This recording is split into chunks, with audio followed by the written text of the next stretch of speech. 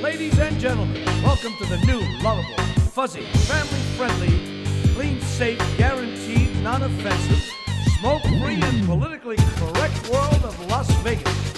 Please have your charge card ready and keep your hands to yourself. And now, where's Elvis? All right, hey everybody, Rich G here, and got a special guest, my good buddy Charlie Horky, all the way from Las Vegas.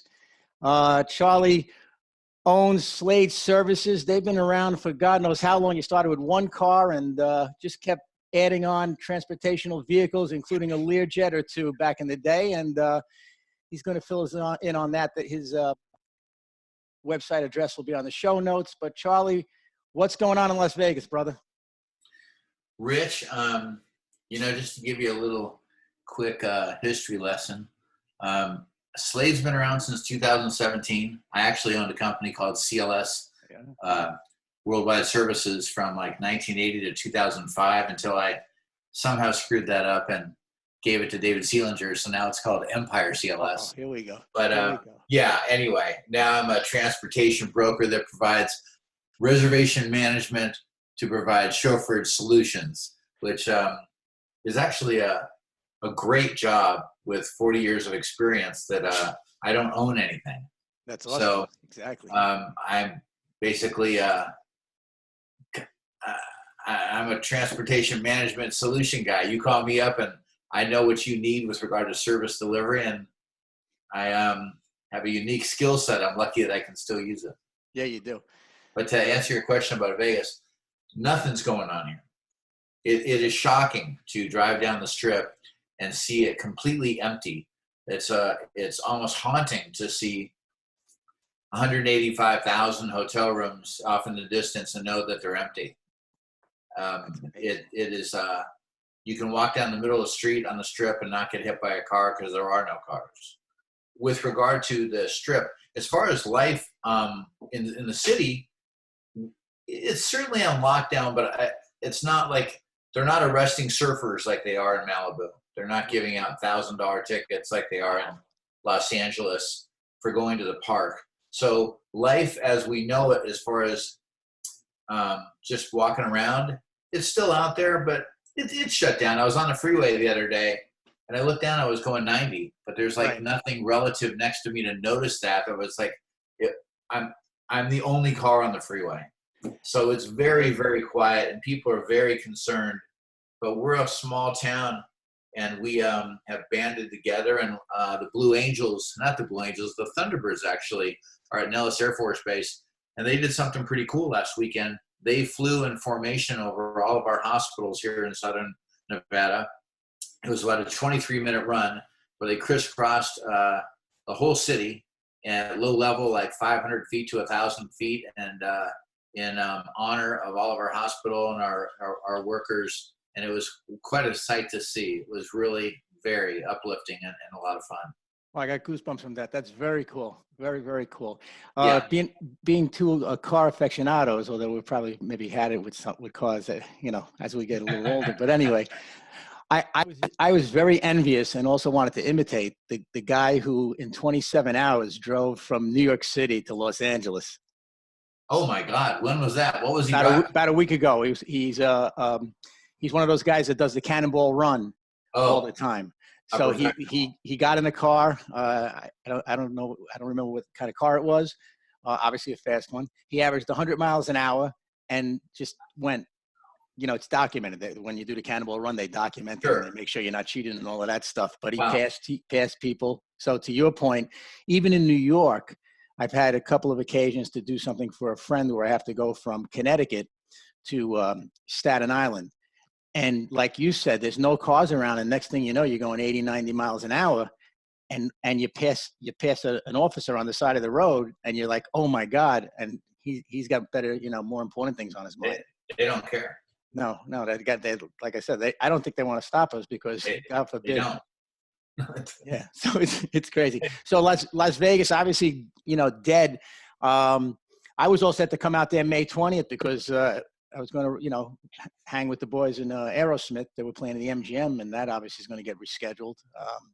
And it was interesting, speaking to that you had two other acts in front of them, and they had to wait before they could cancel theirs publicly for the other two, before them to cancel. So they had to roll it out, but now everything's canceled. And, as we know, Las Vegas, I think, is going to be severely affected.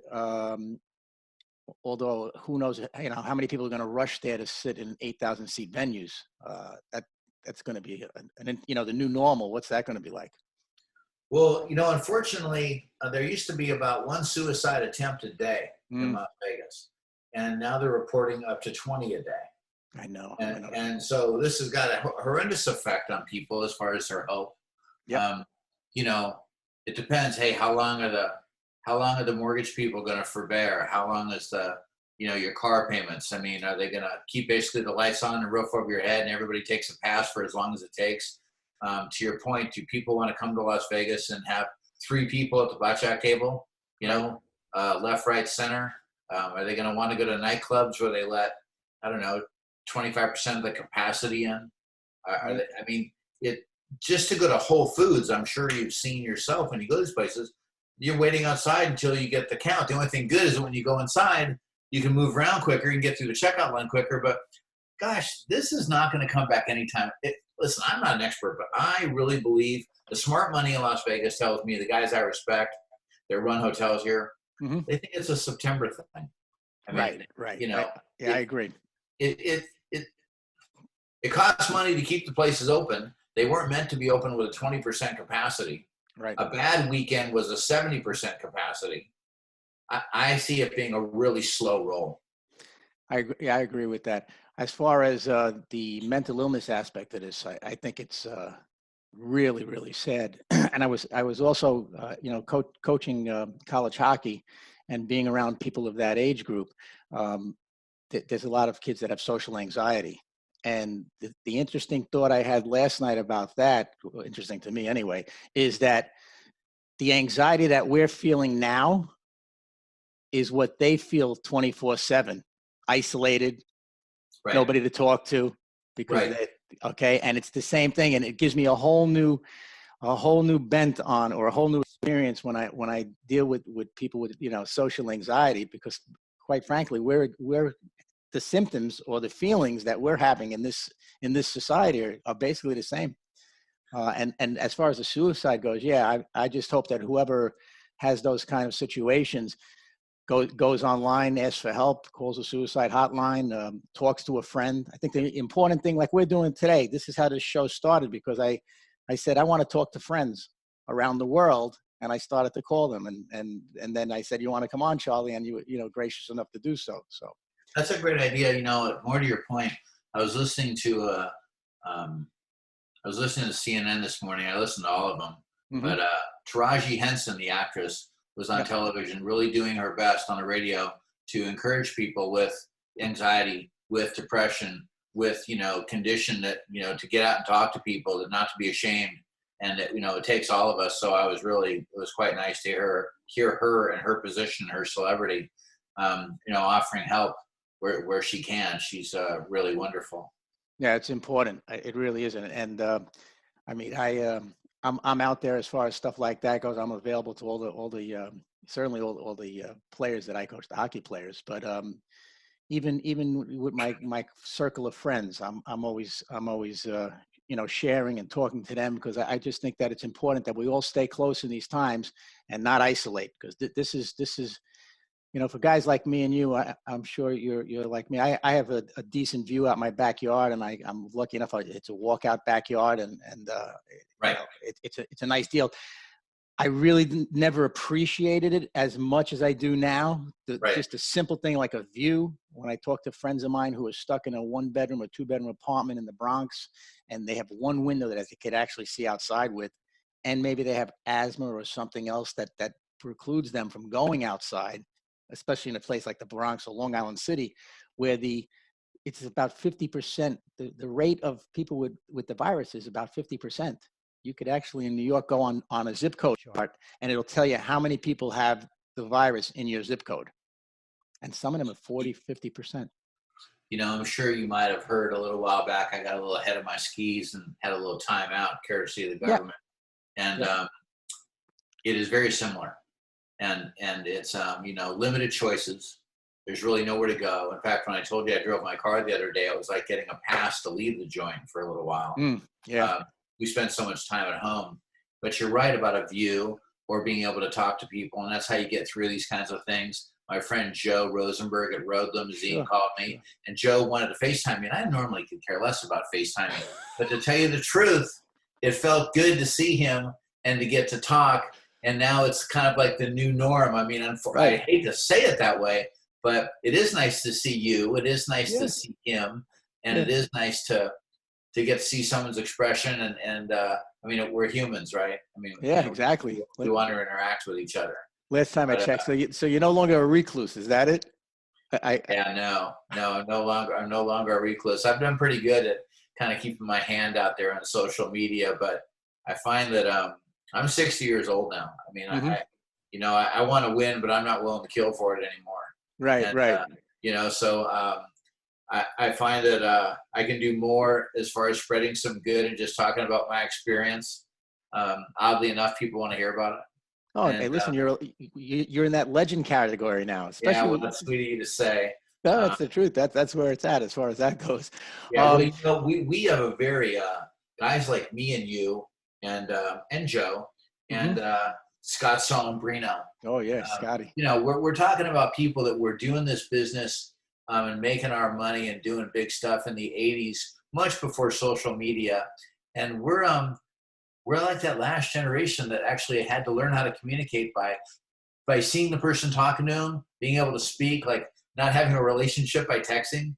I mean, texting is nice, but this is a lost art. I mean, this is because now we're talking, and no matter what we say, we're smiling. When sometimes you get a text from somebody, number one, they might misspell something. So it's really off the text, you want to, whatever. And there's tons of instances like that. But also you'll get a text from them and you'll think they're being a wise guy, or they're telling you to go F yourself. Meanwhile, they're kidding around. They have a big smile on their face as they're doing it, So right. Well, that's I enjoy this. I'm enjoying it. It's a lot of fun. The feedback I get from my friends who watch this, or even new people that watch these, is incredible. It's nice that you're doing it. Yeah, well, I'm doing it for people, but it's helping me out a great deal because it's also giving me, it's structuring my day a little bit. I knew I had, and especially talking to you, and you're, you're a couple hours behind me, right? And then after that, I'm going to talk to somebody who's in Italy, who's about 6 hours in front of me. So it's like, right. It's a trip. It's a lot of fun. As far as that goes, what's the effect? And I think you touched on it before. What do you think the effect is on the industry, the transportation industry? Devastation. Yeah. I mean, I don't begin to know what I'm talking about as much as what I can assume. As I said, I don't gleefully sit here and tell you that the position I'm in, I am grateful that I am not faced with the challenges that the entire industry is faced with. They've had to shutter their fleets. They've had to go to their insurance companies and say, take us off the insurance because everything's parked. Companies in Las Vegas that have 100 cars might have 4 available. When I call somebody around the country and I need service, thank God it's just a one-off, because to get someone to put together, 5 or 10 cars is non-existent. I hear that my old company, Empire CLS, I hope they're going to be okay because they're over 500 employees. They claim that there's no SBA bailout for them. Right. They've got quite a big company. And even if they do, the worst part about that is if you're doing $150 million a year in sales, the light switch isn't going to come back on. No. I mean, that to get to that level, I truly believe is going to take 18 months. Absolutely. I mean, it's going to take a while. So but one thing I have here, there's some encouraging news. I got an operator in Dallas, Texas, said he got $1.4 million from the PPP. Nice. I got another guy in San Francisco on the economic relief, got $2 million. And they need every penny of it. Guy in Las Vegas got 1.2. So I think from that standpoint, I mean, like this president or not like this president, whatever it is, the powers that be are doing a great job of getting the money to everybody because, goddamn, that's what, pardon my language, that's what it's going to take. And they're not just talking about it, they're doing it. Yeah, it's And important, right? yeah, and so I think that's great. But I mean, like, what do I think? Unfortunately, I mean, if I'm going to be an honest guy, I think that a lot of people are going to get hurt. I think, Yeah. all you have to do, Rich, you do it yourself. All you have to do is drive to the store and look at all the businesses that are closed and think, how are they going to reopen? Right. Yep. I mean, come on, most of us live pretty hand to mouth. I mean, Yep. how, you know what I'm saying? I mean, Yeah, no, I do. I do. I'm So with I think it's going to be challenging, and I feel bad about that. Yeah, no, I feel bad about it too. And I do see a lot of people struggling. And, even anybody listening here, whether they're in the transportation industry or whatever industry you're in, go to SBA.gov and look at all the available options on financing or even programs that'll forgive you the loan. It's not just for the colleges that are getting money from that. They're getting $8 million, $12 million, $17 million, these colleges. I hope that they're refunding the tuition for some of the kids who only went to school for 5 weeks this semester, and also the room and board. And I hope that that's part of why they're getting that money from the government. The airline industries today or in the last couple of hours got a ton of money. Ton of money. Did they? Oh yeah, ton of money. Ton That's of good to money. hear. Yeah. So they're gonna, but I speak to the point where so they're getting that money, but at the same time they're flying back and forth with empty planes because they need to keep their routes. If they stop flying, that's right. So where's the common sense there? Those are the kind of things that kind of they annoy me a little bit. Where's the common sense there? The other thing that you see is all these farms across the country are plowing under their crops because they feel that no one is buying them. They're pouring gallons upon gallons of milk, Charlie, down the drain across the country. And while that's going on, and I see that, and to me, that's sad as hell. I see the mayor of New York City saying that people in New York City don't have any food to eat. So how can we not load up whatever vehicles are empty and get the stuff before they throw it away and bring it to places like New York, Chicago, or any place else?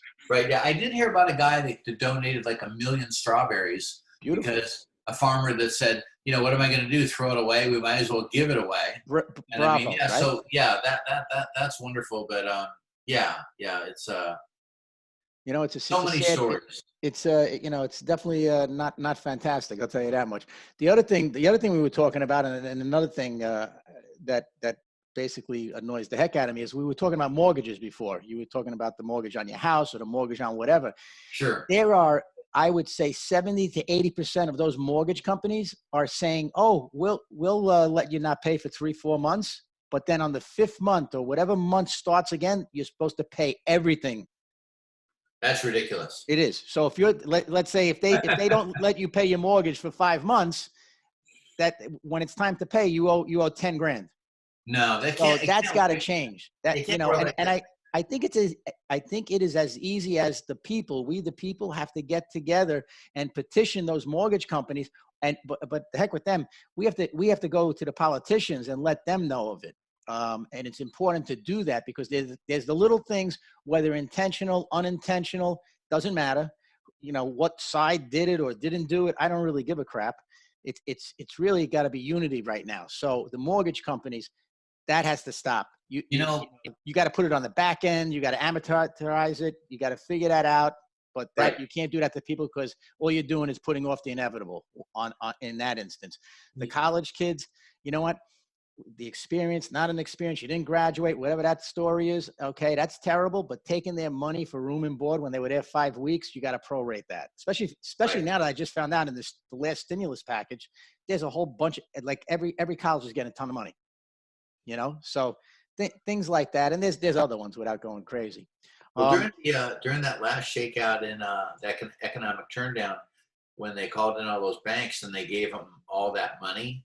Yep. Well, they took all that money and reinvest. They're supposed to fan it out to everybody, but they didn't. They used it to make more money for themselves. And I think this year that this time they got that figured out. But you're absolutely right. Is that there's no way in hell. There's no way in hell that you can. I mean, if the guy could pay 5 months of mortgage at the end, why the hell couldn't he pay it on the way? I mean, that's just lunacy. I mean, you're right. they're going to have to forbear until this is over, and we're just going to have to work it out on the back end. It's like if this thing takes a whole year, I mean, that's why they're giving everyone this money, is because they want to keep the banks alive so that people do make their car payments or hopefully go that way. But I mean, and I'm not the president, but at the end of the day, they got to forbear for everything. And until they get a cure, and when they do, it's all going to have to be on the back end. And so what if a 30-year mortgage is going to turn out to be a 31-year mortgage? I mean, they're going to sell the house anyway. Right. They're going to sell it beforehand. They're going to sell it beforehand. Knock on wood, I haven't paid off a mortgage yet, you know, in the amount of time I had it. Anyway, hey, listen, so Charlie, I really appreciate you coming out here today on Zoom, figuring out Zoom. It wasn't that bad. No, my wife helped me. Otherwise, I'd still be in the dark. Yeah. I'd have been cussing you out on Instagram going, you told me it was easy. And you're going, yeah, well, a fifth grader can do it, Charlie. Come on. Well, that's who set mine up as a sixth grader. Anyway, it was great. And it sounds like we're going to be in this for a long time. So I'm going to reach out to you again. Obviously, we'll talk off the air, but I'm going to reach out to get you on again. And especially when Vegas opens up again, maybe we'll Rich, I can't thank you enough. And I really appreciate your friendship for the last 30 years. You've always been a good friend of mine. You've been a mentor. You know, you ran a successful company for years and years, and you've always been a decent guy, and I really appreciate you. Thanks, Charlie. God bless you, and have fun at home, and I'll talk to you soon, brother. All righty, bye-bye. Bye. Vegas ain't what she used to be.